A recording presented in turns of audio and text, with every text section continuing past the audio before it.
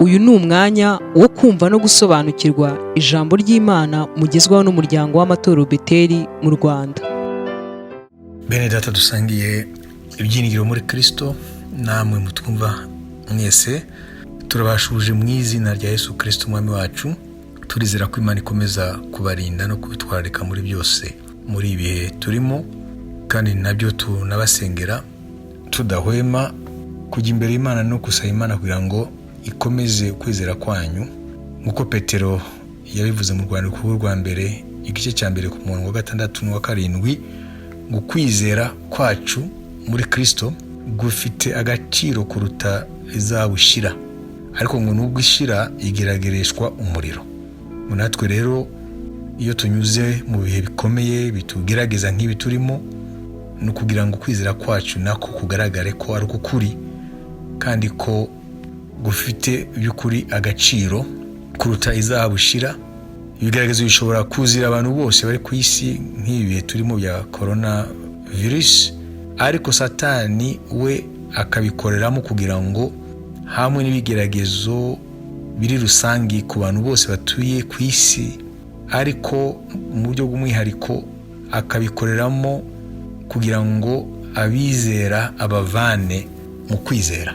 Na niyo mpamvu twebwe iyo duhanganye n'ibibazo ntabwo duhangana nabyo nk'abantu b'isi, duhangana nabyo mu nzego ebyiri. Mu rwego rwa mbere nk'abantu bose bambaye umubiri, ariko no mu rwego rundi rw'umwuka, kubera ko tuzi ko Satani ariho n'ingabo ze ziriho, kandi akazi kabo ni ukugerageza umwana w'Imana.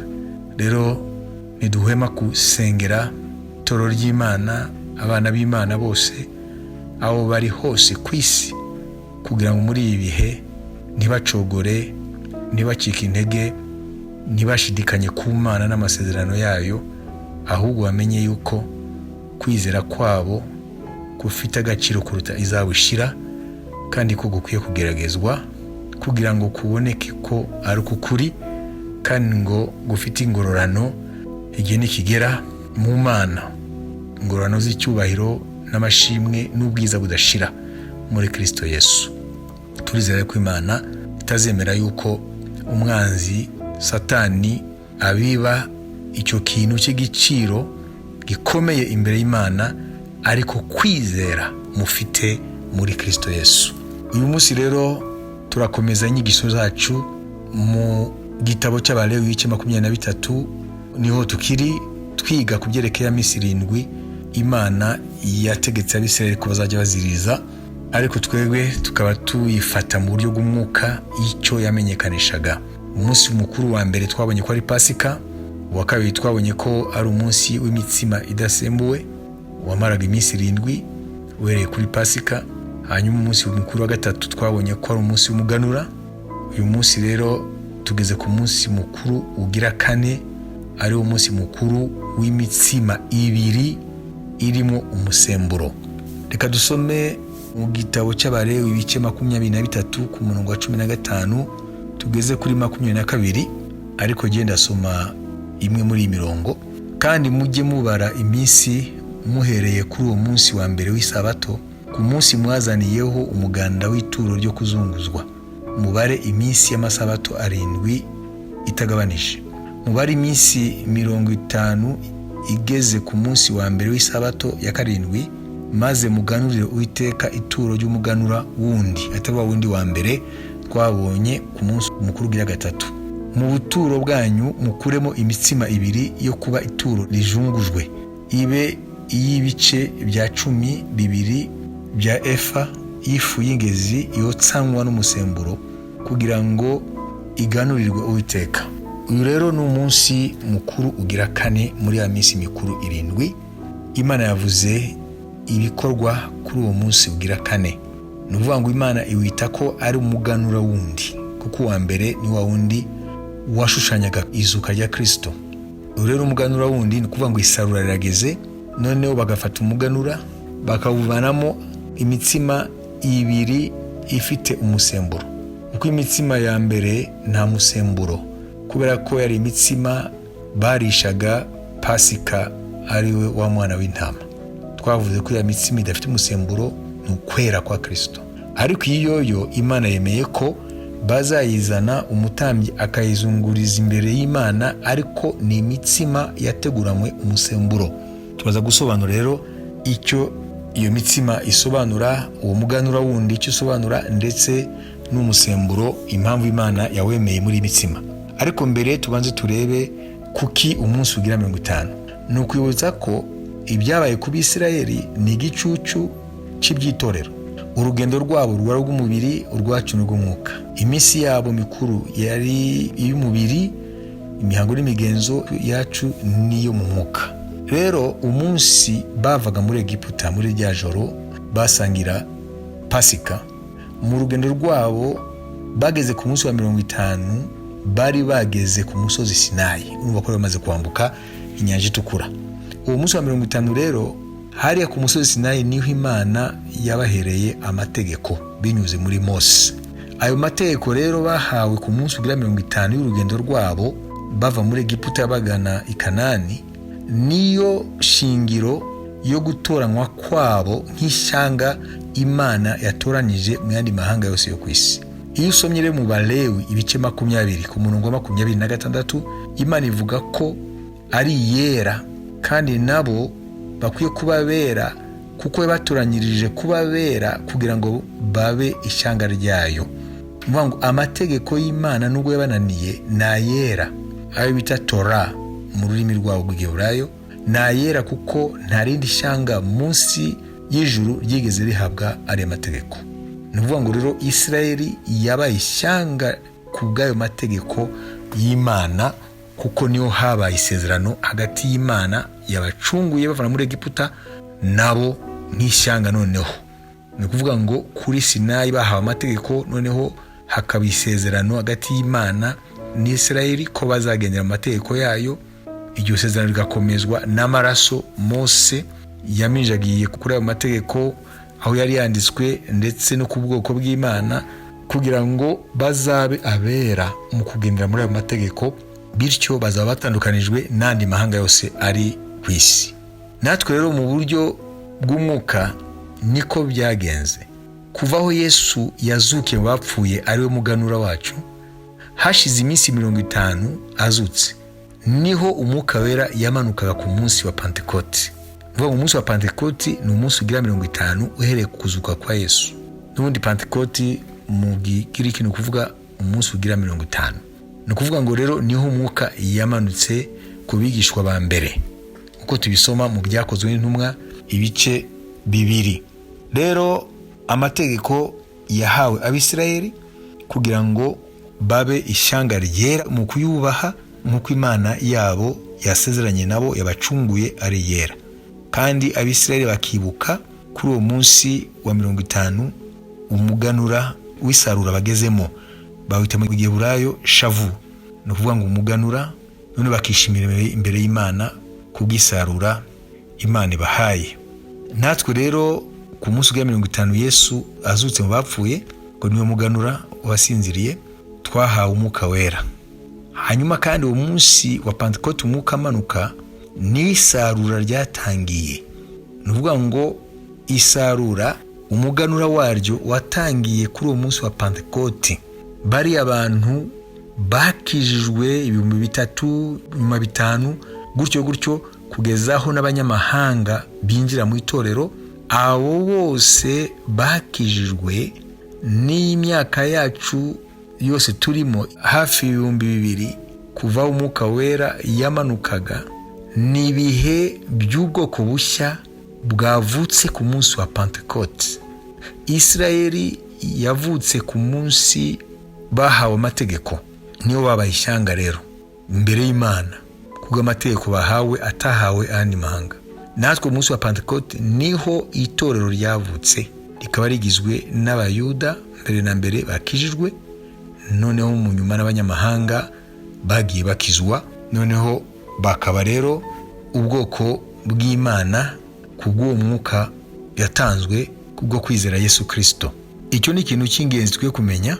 Hanyuma ikindi kintu dukwiye kumenya kuri ibi bijyanye n'umunsi ugira 50 ni ukumenya ko amategeko Israeli yahawe mu Kuva ibice 20 umurongo wa mbere kugeza ku murongo wa 17 niho tubisoma ko bahawe amategeko.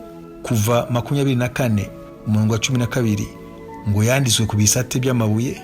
Hanyuma twebwe rero twahawe ku munsi wa Pentecote umwuka wera mu bice 2 ibyakozwe n'intumwa, duhabwa amategeko y'umwuka. Nibyo dusoma Paulo mu Abakorinto wa mbere ibice 9:21 avuga ngo yigize usa n'udatwarwa n'amategeko kugira ngo n'abadatwarwa n'amategeko ngo abapagani abazane mu gakiza, ngo nubwo we atwarwa n'itegeko rya Kristo, bivuga ngo niryo mu mwuka. Wasoma Abaroma ibice 8 ku murongo wa 1 n'uwa 2, aho nawe aravuga ngo nuko rero abari muri Kristo Yesu ntibazakirwaho iteka, kubera ko itegeko ry'umwuka muri Kristo ryababatuye itegeko ry'icyaha n'urupfu. Urumva ko abakristo bafite itegeko nabo, ariko ntabwo ari rya tegeko ryanditswe ku bisate by'amabuye Abisirayeli bahawe, ngo ni itegeko ryanditswe ku bisate by'imitima y'abizera Kristo. Nibyo dusoma mu Abakorinto ba 2 ibice 3 ku murongo wa 3 kugeza ku murongo wa 8. Twebwe amategeko yacu yanditswe ku bisate by'imitima yacu. Icyo ni ikintu cy'ingenzi tukwiye kumenya kubyerekeye umubare 50. Ni ukuvuga ko 50 tuyihuriyeho n'Abisirayeli, ariko bo bikaba ari byo mu buryo bw'umubiri, twe bikaba ari mu buryo bw'umwuka. Bo ku munsi wa 50 bavuye muri Egiputa bahawe amategeko, natwe ku munsi wa 50 Yesu yarazutse twahawe umwuka wera n'itegeko ry'umwuka muri Kristo Yesu. Shalom. Umuryango w'amatorero Beteri mu Rwanda ukomeje kukurarikira gukurikira inyigisho z'uruhererekane zivuga ku minsi mikuru 7 yizihizwaga n'Abisiraheli n'ikisobanura mu buryo bw'ubuhanuzi. Mukaba muzigezwaho na Apostle Dr. François NKURUNZIZA. Ni buri wa gatatu na buri wa gatanu guhera saa 12 n'igice z'umugoroba, ndetse na buri ku cyumweru saa 4 n'igice za mu gitondo. Izi nyigisho ziboneka kuri YouTube channel ya r.betel.tv na Facebook page ya Community of Bethel Churches in Rwanda. Nkuko twabivuze ku bijyanye n'ibisobanuro by'uwo munsi mukuru ugira 4, twabanje gusobanura impamvu y'umunsi ugira 50. Ikindi kintu ngiye kumenya nuko ni umunsi ukurikira sabato ya 7 uhereye ku munsi w'umuganura uriya wa mbere. Bivuga ngo rero nimba uyu munsi mukuru ugira 4 ari umunsi mukuru w'umuganura wundi, hagatangwa ya mitsima ifite umusemburo, kandi Imana ikavuga ko uwo munsi ukwiye kuzirizwa ku munsi ukurikira sabato ya 7. Ni ukuvuga ngo umunsi ugira 50, kuko amasabato 7 ni 7 kuba 7, ni ukuvuga ngo ni iminsi 49. Uwo munsi ukurikira sabato rero uba ari umunsi abayuda bita uwa mbere w'iminsi 7, aribyo bihwanye na dimanche yacu cyangwa Sunday yacu cyangwa umunsi wo gucyumweru wacu. Ibi rero bitwereka ko neza umwuka wera yamanutse ku munsi ukurikira sabato y'abayuda. Ni ukuvuga ngo hari ku munsi wo gucyumweru wacu, nkuko na Yesu yazutse ku munsi ukurikira sabato. Ni ukuvuga ngo ku wa mbere w'iminsi 7 muri kalendari y'abayuda ariwo umunsi wo gucyumweru wacu. Tumaze kubona rero ibisobanuro by'uwo munsi wa 50 ukurikira sabato, icyumweru cya 7 cy'amasabato, reka rero turebe noneho ibisobanuro by'umusaruro, kubera yuko uwo munsi uvuga ko ari umunsi w'umuganura wundi, kandi iyo bavuze umuganura bavuze umusaruro uri bukurikire. Noneho kuri uwo munsi umutambyi bakamuzanira ya mitsima 2, turi busobanure ikivuga kugira ngo ayizunguze imbere y'Uwiteka, ndetse n'ibindi bitambo. Buri munsi mukuru ugenda werekezwa n'ibitambo batambaga by'intama n'ibindi, ariko urumva ko umunsi mukuru ni umunsi mukuru usobanura umunsi w'umuganura wundi ubanziriza isarura n'iyo mitsima 2 ifite umusemburo. Rero umusaruro mu buryo bw'umwuka usobanura ibintu 2. Mbere na mbere umusaruro usobanura izuka. Muribuka ko Yesu yabaye umuganura w'abasinziriye. Bivuga ngo Yesu yazukaga yabaye umuganura kubera ko hari umusaruro uri bukurikire. N'itorero rero rya Kristo ryavutse ku munsi wa Pentecote, naryo ni umuganura w'umusaruro uri bukurikire. Igisobanuro cya 2 kubyerekeye isarurwa ni agakiza. Iyo usomye muri Yeremiya ibice 8 ku murongo wa 20, Yeremiya avuga ahuza isarura n'agakiza, avuga ngo iki rirashize nturagakizwa. Ni ukuvuga kubera ko iki muri ya bihugu by'Abisirayeli ni nko mu kwezi kwa 6 kwacu niho basarura ingano n'ibindi. Ni kuvuga rero yuko Yeremiya ari aravuga ibyerekeye isarura rijyanye no gukizwa. Iyo umuntu akijijwe ngo abasaruriwe mu bwami bw'Imana, uvuga ngo isarurwa risobanura kuzuka, kandi isarurwa risobanura agakiza, gukizwa, gusarurirwa mu bwami bw'Imana kubyerekeye ubugingo. Ibyo rero ni ibintu tukwiye gusobanukirwa.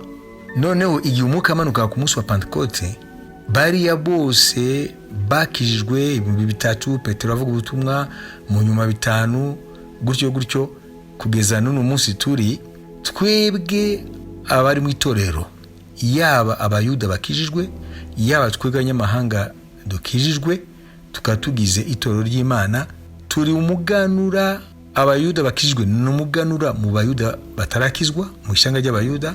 Abisirayeli bakijijwe uno munsi guheraho ku munsi wa Pentekote n'umuganura w'Abisirayeli bene wabo, ariko n'umuganura wa Kristo. Natwe abanyamahanga dukijijwe mu banyamahanga twavukiyemo, turi umuganura wa Kristo mu mahanga. Turaza kubisobanura. Hanyuma rero igihe impanda ya Kristo izavuga, none abantu bose kuva ku muntu wa mbere wasinzire muri Kristo, bivuga ngo abapfuye bapfira muri Kristo, n'abazaba bakiriho, uwo munsi rero niho hazaba isarura rinini. Nuvuga ngo twebwe turacyari umuganura.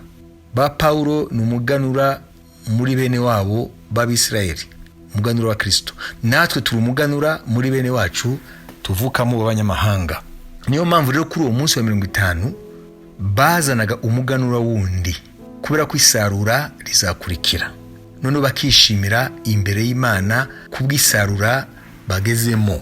Rero igihe cyose ubutumwa bwiza buvugwa, ubugingo bw'abantu bugakizwa, riba ari isarura. Kandi n'igihe umuntu apfiriye mu mwami abasaruwe, abahindutse igisarurwa mu bwami bw'Imana. Ibyo bisobanuro rero ni byiza kubimenya, nk'uko twabibonye ko Yeremiya nawe ahuza isarurwa n'agakiza muri Yeremiya ibice 8 ku murongo wa 20. None tugeze rero ku bisobanuro nyirizina bya mitsima ibiri. Twumvise ko ku munsi wa 50 uhereye ku muganura wa mbere washuranyaga Kristo, ko bakwiye kuzana kuri uwo munsi umuganura wundi imitsima ibiri, ariko imitsima ifite umusemburo. Iyo dusomye mu rwandiko Paulo yandikiye Abefeso ibice 2 ku murongo wa 11 kugeza kuri 18, tubona Paulo avuga ko ngo babiri yabahinduye umwe. Aha rero avuga abayuda bakijijwe n'abanyamahanga bakijijwe. Imana yabagize umuntu umwe, yabagize ubwoko bumwe mu ijambo rimwe. Bivuga ngo ubwoko bwo mu isano rya kera n'Abisirayeli gusa mu mahanga yose. Ubwoko bw'Imana mu isano rishya ariyo turimo bugizwe n'ibice 2: abayuda bizeye Yesu Kristo n'abanyamahanga bizeye Yesu Kristo. Abo nibo bagize ubwoko bushya bw'Imana bwo mu isano rishya, nubwo Ibyahishuwe bitarangiye burundu, ko gahunda yabo izakomeza nyuma y'izamuka ry'itorero. Ayo nani masomo rero, aho niho Paulo avuga ubwo bwiru bwa Kristo ariyo torero rya Kristo, kuko Kristo n'ubwiru bw'Imana, none itorero rye rikaba ubwiru bwa Kristo. Ibyo ni ibintu by'ingenzi tukwiye kumenya, kubera yuko iyo usomye mu rwandiko rwa mbere Paulo yandikiye Abakorinto ibice 12 ku murongo wa 13, ashimangira icyo gitekerezo ngo twanywereye twese ku mwuka umwe. Ni ukuvuga ngo abayuda natwe muri Kristo kubwo kwizera twanywereye ku mwuka umwe, kugira ngo tube ubwoko bumwe, tubumwe mu mwami Yesu Kristo. Rero ibyo bice 2 bigize itorero rya Kristo, abayuda bakijijwe n'abanyamahanga, nibo ya mitsima 2. Umutsima wa mbere ni abayuda bakijijwe muri Kristo, umutsima wa kabiri ni abanyamahanga bakijijwe muri Kristo. Twese rero muri Kristo nitwe tugize iyo mitsima ibiri. Kubera iki? Kubera yuko itorero rigizwe n'abantu bavuye ahantu habiri. Bavuye mu Bisirayeli bakizera Yesu, bagahindukira umwami Yesu, bavuye mu banyamahanga bagahindukira umwami Yesu. None rero ikibazo ni iki? Kubera iki iyo mitsima Imana noneho yemeye ko bashira mu musemburo? Ni ukubera ko itorero nubwo ari ubwoko bw'Imana rigizwe n'abantu bagifite kamere ya Adamu, kandi kamere ya Adamu irimo umusemburo w'icyaha. Nuvuga ngo Imana ntago yirengagiza ko nubwo ibitabera bayo ariko ibarebeye muri kamere zabo baracyafite umusemburo.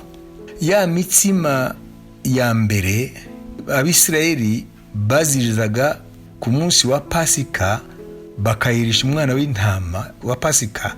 Iyo iriya mitsima idasembuwe byasobanuraga Kristo uwera. Uvuga ngo Kristo ni uwera, uriya mwana w'intama watambwe ni uwera. Naho twebwe iriya mitsima isembuwe irimo umusemburo, ni ukuvuga ngo turi muri Kristo, yego turemewe n'Imana, yego turabera b'Imana, yego, ariko turacyarimo umusemburo igihe cyose tukiri mu rugendo. Ntabwo Imana itwemera kubera yuko twamaze kuba intungane. Na nibyo Paulo intambara yarwanye mu gihe cye n'Abayuda bagendera ku mategeko, bakijijwe ba Petero, bumvaga ko bafite icyo barusha abanyamahanga kuko arabuzwe b'Aburahamu mu buryo bw'umubiri, noneho bakaraha amategeko, bakumva yuko hari ikintu basumbije abanyamahanga. Na niyo nkuru yajya yerekwa Petero yabonye Imana imubwira ari Yopa kugira ngo imutume yerekwa Korneliyo mu banyamahanga ababwira ubutumwa bwiza. Hanyuma Imana muhayerekwa imutegura ko ari buryo banyamahanga, kuko hariho ugisi hagati y'Abayuda n'abanyamahanga. Hanyuma haza inyamaswa ihumanye, yumvije ngo uyice urye, avuga ngo sinigeze njya igihumanye jewe. Imana ngo ntukite igihumanye icyo Uwiteka yejeje. Bivuga ngo rero mu mitekerereze y'Abayuda bari bakijijwe muri iriya minsi ya Paulo ikinyejana cya mbere, bumvaga yuko bakijwe yego, ariko baracyari ubwoko bw'Imana kubw'amategeko ya Mose, kubwo abasekuruza babo. Ariko Paulo yaje kubabwira ko atari ibyo, ati twebwe twemerwa muri Kristo kubw'ubuntu bwe gusa, atitaye ku mategeko twishe cyangwa twubashe. Ticyo kimwe n'abanyamahanga bemerwa ku rufatiro rw'ubuntu bwa Kristo. Ati rero mu byerekeye ubuntu bwa Kristo ntacyo dusumbya abanyamahanga, kubera ko turi abanyabyaha bo mu Bayuda, nabo n'abanyabyaha mu banyamahanga. Twese rero dushyirwa ku rwego rumwe rwo kuza imbere y'Imana tunyuze muri Kristo, nta na kimwe twirata atari umusaraba yaducunguriyeho. Ubwo rero ni twebwe abanyamahanga bakijijwe n'Abayuda bakijijwe, ni twebwe tugize ya mitsima ibiri, ariko ikaba ari imitsima irimo umusemburo, kubera yuko turacyafite kamere ya Adamu, kamere y'icyaha, igihe cyose tukiri muri uyu mubiri turimo, mu gihe tutarambara imibiri mishya, imibiri yizuka, imibiri isa n'umubiri wa Kristo Yesu. Shalom. Umuryango w'amatorero Beteli mu Rwanda ukomeje kukurarikira gukurikira inyigisho z'uruhererekane zivuga ku minsi mikuru 7 yizihizwaga n'Abisiraheli n'ikisobanura mu buryo bw'ubuhanuzi. Mukaba muzigezwaho na Apostle Dr. François NKURUNZIZA. Ni buri wa gatatu na buri wa gatanu guhera saa 12:15 z'umugoroba, ndetse na buri ku cyumweru saa 4:30 za mu gitondo. Izi nyigisho ziboneka kuri YouTube channel ya r.betel TV na Facebook page ya Community of Bethel Churches in Rwanda. Rero dusobanukirwe yuko kuri uwo munsi ugira 50 nyuma y'amasabato 7 uhereye ku munsi w'umuganuro wa mbere, twabonye ibintu bibiri. Ni umunsi w'umuganuro wundi kubera ko ibisarurwa bigeze. Twabonye ko kandi ni umunsi wo kuzunguriza imbere w'Iteka imitsima ibiri isembuwe, irimo umusemburo. Icyambere no kumenya ko Yesu Kristo igihe azukaga yabaye umuganura w'Iteka mu kuzuka ko bapfuye. Uvuga ngo niwe yabumburiye abazazukira ubugingo bose.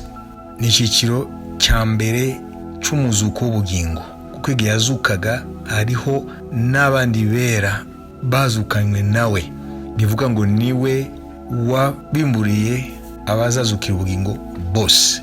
Rero iyo dusomye Bibiliya itubwira ko Yesu igihe yazukaga mu bapfuye hariho n'abera bazutse, kugira ngo yerekane ko ari we afunguye cyangwa abimburiye abazazukira ubugingo bose. Yesu rero niwe yatangije faze ya mbere y'umuzuko w'ubugingo, igiciro cya mbere cy'umuzuko w'ubugingo. Hanyuma Yesu rero ni umuganura w'Uwiteka mu kuzuka ku bapfuye. Hanyuma kandi umunsi wa Pentekote umwuka amanutse, twibanze ku gitabo cy'Ibyakozwe n'Intumwa, ibice bibiri umwuka amanutse yamanukiye abayuda bari barizeye Yesu, abigishwa ba mbere ba Kristo. Bibiliya itubwira ngo bari 120 bamaze iminsi 10 mu cyumba cyo hejuru basenga kubw'iteko ry'umwami ko badakwiye kuva i Yerusalemu kugezaho bazahabwa isezerano rya data bamumvanye, ariko gutangwa ukuza k'Umwuka Wera. Bari abantu rero b'abayuda bakirijwe ku munsi wa Pentekote igihe umwuka yamanukaga, hanyuma bakava muri cya cyumba, Petero akavuga ubutumwa. Ku munsi wa Pentekote abantu 3,000 bagakizwa, hanyuma mu nyuma 5,000 bariya bose bakirijwe ku munsi wa Pentekote. Ni umuganura wa Kristo mu bakebwe, nuvuga ngo ni umuganura wa Kristo mu Bisirayeli mu bakebwe. Bariya rero ni umuganura. Hanyuma rero tugeze mu gice cya 10 mu Byakozwe n'Intumwa, tubona abanyamahanga ba mbere bakizwa bakakira nabo Pentekote, umwuka akabamanukira nk'uko yamanukiye abayuda muri cya gice cya 2 cy'Ibyakozwe n'Intumwa, muri cya cyumba cyo hejuru bari bamazemo iminsi 10 basenga bategereje isezerano. Ni mu nzu y'umunyamahanga yitwa Korneliyo, nabo bari kumwe mu muryango we n'inshuti abari batumiwe bose b'abanyamahanga. Petero ari arababwiriza inkuru nziza ya Yesu Kristo. Pentekote nabo ibageraho. Abo rero nabo babaye umuganura wa Kristo mu banyamahanga, kuko ngo batubereye umuganura. Noneho uwo muganura mu bayuda bakijijwe ku munsi wa Pentekote, natwe umuganura w'abanyamahanga bakijijwe kwa Korneliyo, abo nibo babumburiye ikizitwa itorero rya Kristo, rigizwe noneho n'abayuda n'abanyamahanga bashizwe hamwe bakavukamo ubwoko bushya bw'Imana bwo mu isano rishya, ari ryo torero. Nuvuga ngo rero uhereye gukizwa kw'abayuda ku munsi wa Pentekote umwuka amanutse, uwo ni umutsima wa mbere ubonetse. Noneho tugafata no gukizwa kw'abanyamahanga mu nzu ya Korneliyo, uwo ni umutsima wa kabiri. Noneho mu nyuma iyo mitsima ko ari 2 yaje kuvamo noneho ubwoko bw'Imana, ari bwo bwitwa itorero rya Kristo, rigizwe n'abayuda ndetse n'abanyamahanga bakijijwe. Kuva icyo gihe rero hari abayuda bakomeje gukizwa n'abanyamahanga bakomeje gukizwa, na bugingo n'ubu uko ubutumwa bwagiye buvugwa iyi myaka hafi 2,000 yose. Urumva rero muri bwa busobanuro bwa kabiri yuko ibisarurwa by'ubugingo ntagakiza k'abantu, ni ukuvuga ngo rero uriya muganura wo kuri Pentekote n'umuganura wo kwa Korneliyo. Uwo muganura rero urumva ko wakurikiwe n'isarurwa ry'ibihumbi n'ibihumbi n'ibihumbi by'abagenda bakizwa iyi myaka yose hafi 2,000 kuva ku munsi wa Pentekote. Niyo mpamvu nababwiye ko ari y'ingenzi gutahura ibisobanuro by'ibisarurwa, moisson, harvest, kugira ngo tumenye neza icyo bisobanura. Nuvuga ngo iyi myaka hafi 2,000 yose turi muri harvest, kuko n'ubugingo busarurirwa mu bwami bw'Imana, dukurikije iya jambo ya Yeremiya ibice 8 umurongo wa 20. Ni ukuvuga ngo rero Kristo n'umuganura w'abasinziriye, umuganura w'Imana.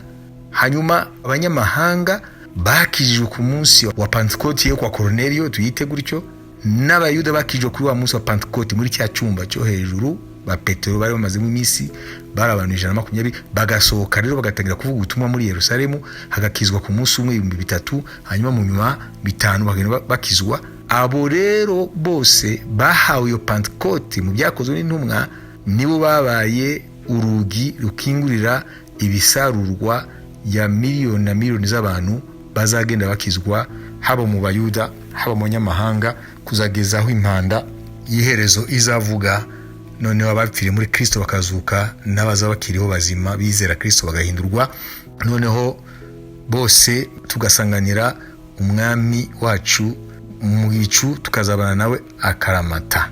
Aho niho hazaba rero wa musaruro mugari, bya bisarurwa cyangwa umusaruro mugari muri cya gisobanuro cya mbere kizuka. Ubwo rero mubimenye, nidufata Ibyakozwe n'Intumwa tubona icyo umuganura usobanura, umuganura wundi wa kabiri. Ko umuganura wa mbere ni Kristo, umuganura wa kabiri nabakijijwe kubw'ubutumwa bwiza bizeye cyangwa bakijijwe mu kwizera Kristo, haba Abayuda ku munsi wa Pentecote Ibyakozwe n'Intumwa ibice 2, haba abanyamahanga Ibyakozwe n'Intumwa ibice 10 mu nzu ya Cornelio umunyamahanga. Ibyo bice 2 byabaye umuganura. Uyu munsi rero nibisarurwa, igihe cyose umuntu akijijwe abasaruwe, si kuvuga gupfa, abasaruwe mu bwami bw'Imana nk'ubugingo buvuye mu rupfu bukaba bwinjiye mu bugingo.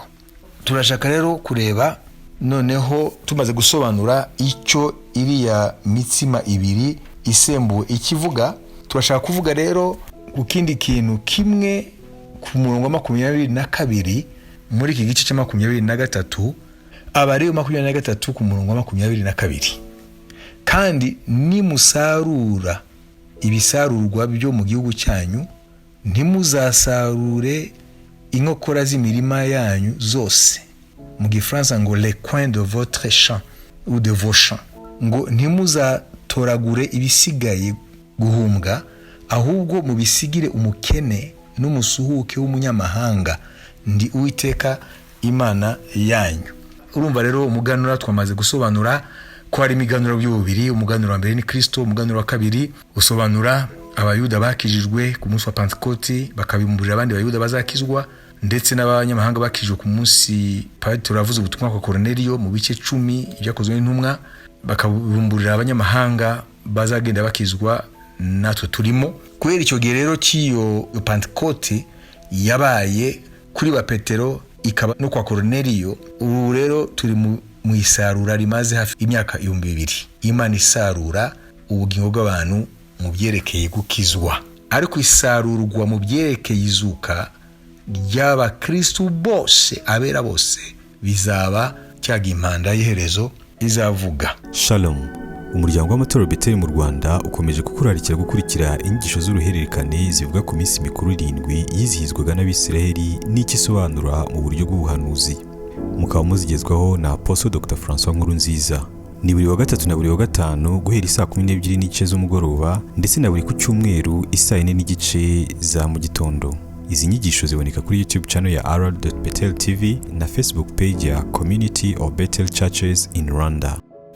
Tumaze gusobanura rero ibyerekeye uriya munsi ugira 50 uhereye ku muganura wa mbere, ko bakwiye kuziriza umuganura ndetse bakanazana imitsima ibiri iri mu musemburo umutambyi akayizunguriza imbere y'Uwiteka.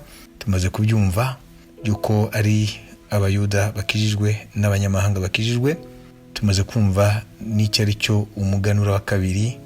Bibiliya ivuga hano mu Abalewi ko ari ababumburiye abandi gukizwa mu Bayuda, bo n'ababumburiye abandi gukizwa mu banyamahanga, twayibonye mu Byakozwe n'Intumwa.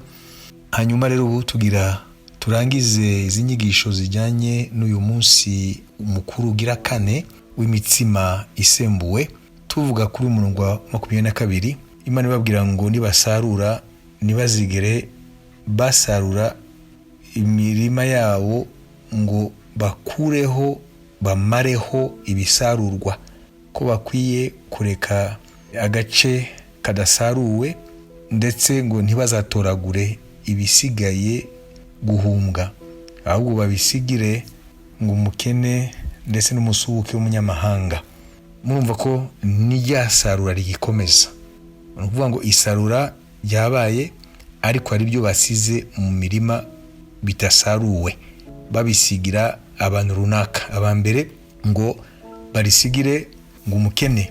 Bibiliya Kinyarwanda ivuga umukene, ariko mu bisanzwe mu buryo busobanutse ni le reste. Muziko mu Bisirayeli nyuma y'izamuka ry'itorero ngo hariho bita le reste de Jacob, ngo abazasigara ba Yakobo. Urumva rero ugeragije abazakizwa nyuma y'itorero na biriya bihe bikomeye bazanyuramo byitotezwa rikomeye, urumva Imana ibita le reste. Ni ukuvuga ngo nabazaba basigaye. Rero nyuma y'izamuka ry'itorero hari isarura rero rizaba. Isarura rero rizaba niryo rigereranywa n'utu duce two mu murima basize badasaruye, ndetse na bya bindi babujijwe ko bakwiye gutoragura, ko bakwiye kubisigira umukene ndetse n'umusuhuke w'umunyamahanga. Iyo usomye rero Ibyahishuwe Yohana ibice 7 ku murongo wa mbere kugeza ku murongo wa 7, dusomamo abantu bazakizwa mu miryango ya Isirayeli. Iriya miryango ya Isirayeli hari abantu bazakizwa kuri ya ngoma Antikristo, batazemera Antikristo, batazemera gupfukamira ya nyamaswa.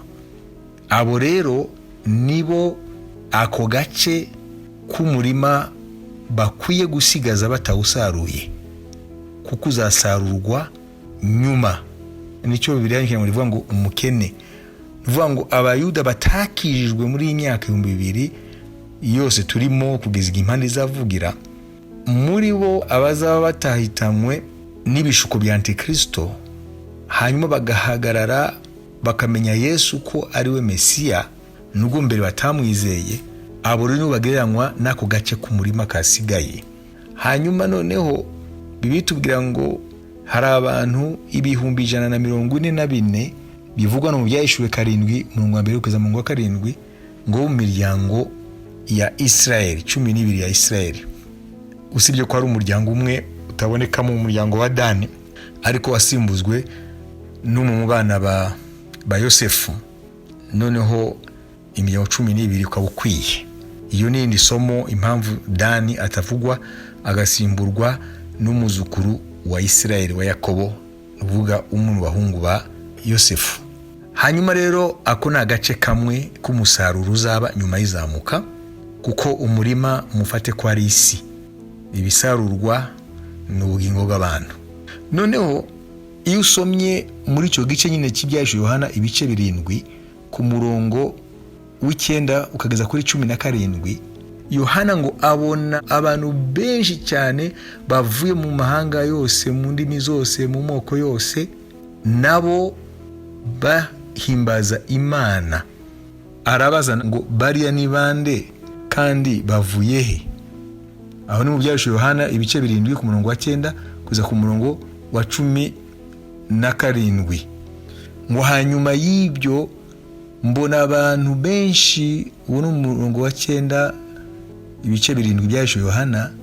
Ngo hanyuma y'ibyo amaze kubona mu Bisirayeli abantu 144 batapfukamiye ya nyamaswa ari Antikristo. Hanyuma y'ibyo mbona abantu benshi umuntu atabasha kubara, bo mu mahanga yose n'imiryango yose n'amoko yose n'indimi zose, bahagaze imbere ya ntebe n'imbere y'umwana w'intama, bambaye ibishura byera kandi bafite amashami y'imikindo mu ntoki zabo. Aya mashami asobanura insinzi. Ngo bavuga ijwi rirenga bati agakiza n'ak'Imana yacu yicaye ku ntebe n'ak'umwana w'intama. Urumva rero ngo umwe muri aba bakuru 13 arambaza ati aba bambaye ibishura byera ni bande kandi bavuye? Ndamusubiza nti mwami wanjye ni wowe ubizi. Arambwira ati aba nabavuye muri urya mubabaro mwinshi. Murumva ko ari nyuma y'itorero, niyo bita grande tribulation cyangwa mubabaro mwinshi, kandi bameshe ibishura byabo babyejesha amaraso y'umwana w'intama. Murumva rero ko aba rero hamwe n'abariya bo mu miryango 12 ya Israeli bavuzwe haruguru, nibo rero twa duce tumurima tukwiye gusigazwa tudasaruwe mu gihe cy'isarura ry'umurima wose, na nibo baba twavuze ngo ntibatoragure n'ibindi biri mu murima kugira ngo babirekere umukene. Twavuze ko basobanuye mu gihe umukene ariko c'est le reste, bivuga ngo n'Abisirayeli baza basigaye icyo gihe nyuma y'izamuka n'umusuke w'umunyamahanga, bivuga ngo n'abanyamahanga. Bivuga ngo rero ibitu duce two mu murima tukwiye kurekwa tudasaruwe, tukarekerwa abasigaye, tukarekerwa n'umusuke w'umunyamahanga, n'Abayuda n'abanyamahanga bazakizwa nyuma y'izamuka ry'itorero.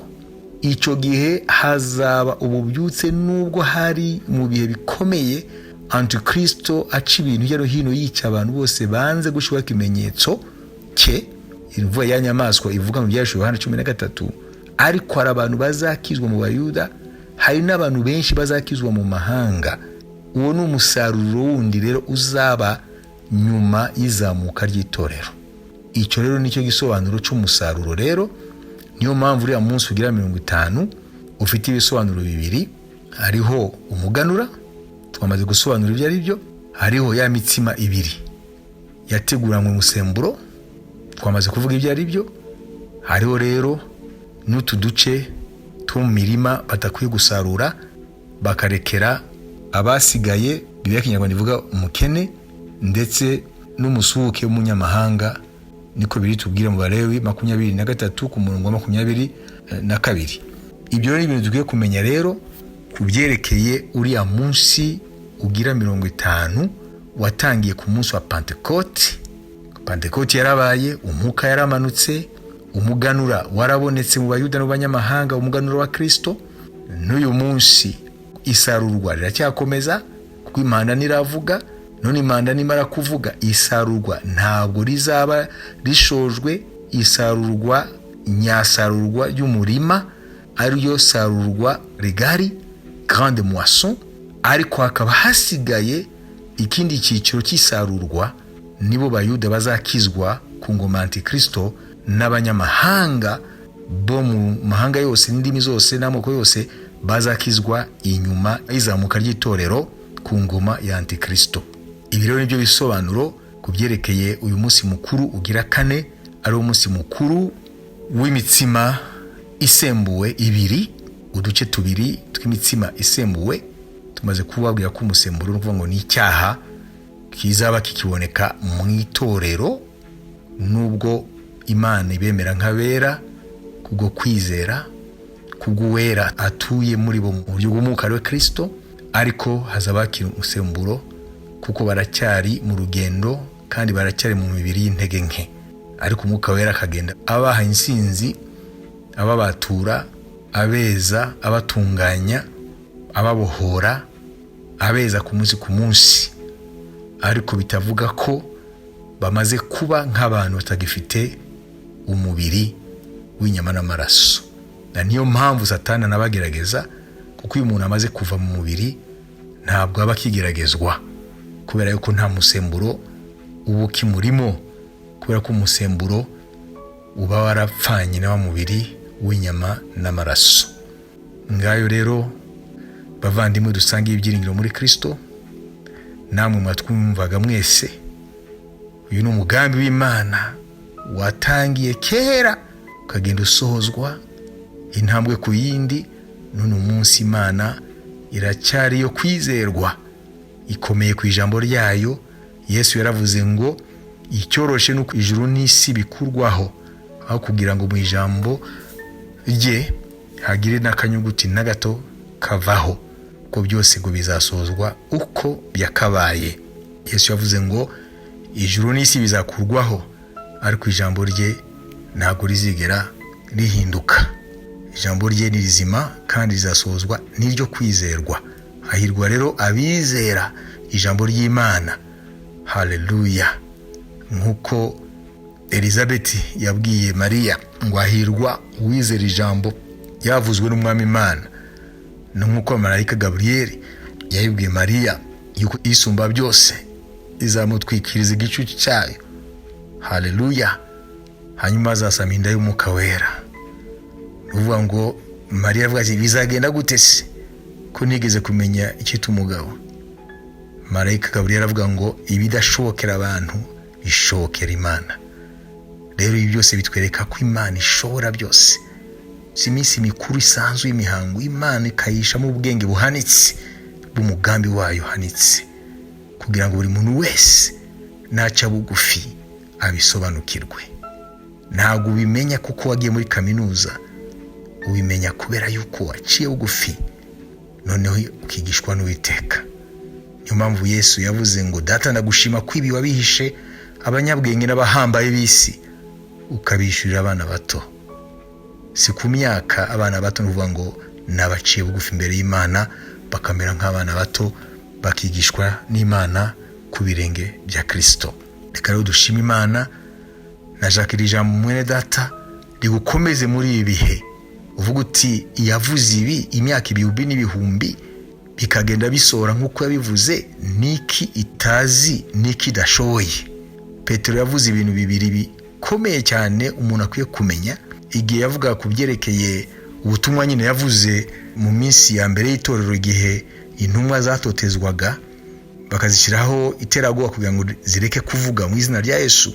Hanyuma akavuga amateka ya Isirayeli yerekana ko Yesu abwira abayuda, abwira abakuru b'Abisirayeli, abafarisayo n'abandi bose bari bakuriye idini ry'abayuda, abafarisayo, abasadukayo bose, arababwira ati ngo uwo wabambwe, uwo mwishe, avuga ngo byose ngo byaramenywe n'Imana kera bitarabaho nk'uko yabigambiriye, kugira ngo igihe nikigera azicwe nk'uko yapfuye.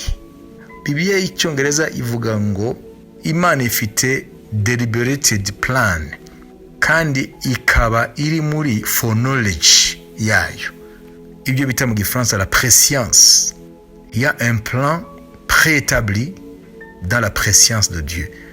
Ngo hariho deliberated plan, hariho umugambi w'Imana uturuka muri yo ubwayo, ukaba ushingiye ko imenya ibintu imyaka n'ibihumbi ndetse n'igihe kitarabaho, ikamenya ibintu byose uko bizagenda, ikamenya iherezo rya buri kintu kitaranatangira.